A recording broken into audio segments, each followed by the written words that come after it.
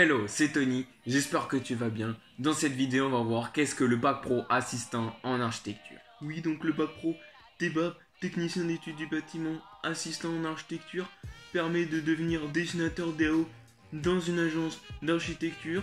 Non, plus sérieusement, le bac pro assistant en architecture est un bac pro accessible après le collège. Il a une durée de 3 ans, tu vas avoir de l'enseignement général, c'est-à-dire du français, de l'histoire, des maths, des sciences et le choix d'une langue vivante entre l'anglais et l'espagnol.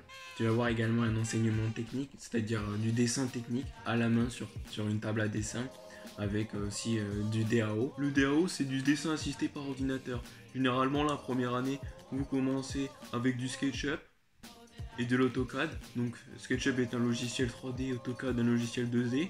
La deuxième année, vous poursuivez par de l'AutoCAD et vous introduisez du Revit. Revit est un logiciel 3D.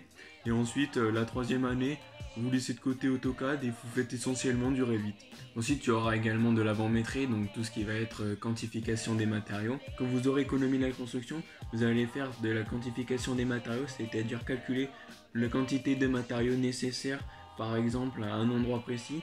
Par exemple, vous aurez un plan de fondation, vous devrez quantifier, donc c'est-à-dire calculer la quantité nécessaire de béton de propreté. Vous aurez aussi de l'étude des constructions, vous allez apprendre tout ce qui est la thermique, l'acoustique. Par exemple, au niveau de l'acoustique, vous allez apprendre la RT 2012. Par exemple, qu'est-ce que la RT 2012 ? Il y aura également de la préparation et suivi de travaux. Donc par exemple, vous allez aller à un endroit dans le lycée, vous allez faire le relevé, donc c'est-à-dire un plan de masse avec toutes les cotations. Comme ça, on est pas mal, hein ?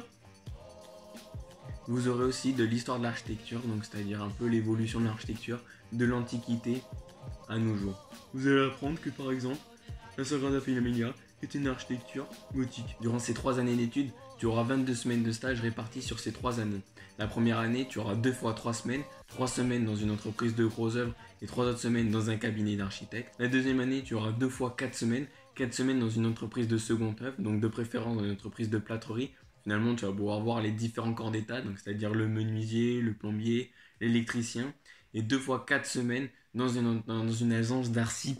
Et enfin, la troisième année, où ça va être 1 fois 8 semaines. Et donc là, ça va être dans un cabinet d'architecte. À la fin de ces 3 années d'études, tu seras dessiner des plans, faire des croquis d'architecte, comprendre le fonctionnement technique du bâtiment, donc c'est-à-dire toute la terminologie. Et tu auras des notions sur la thermique, l'acoustique et la résistance des matériaux. Pour ce qui est de la poursuite d'études, certains décident de travailler directement après, donc en tant que technicien dans un cabinet d'architecte, et pour d'autres, décident de poursuivre leur étude, donc soit par un BTS RA, donc c'est un BTS études et réalisation d'agencement, un BTS bâtiment, un DNMAD, donc c'est l'ancien BTS design d'espace, ou pour les meilleurs, ils essayent d'intégrer une école d'architecture. Voilà, j'espère que tu auras appris des choses sur le bac pro assistant en architecture. Sur ce, je te dis à bientôt.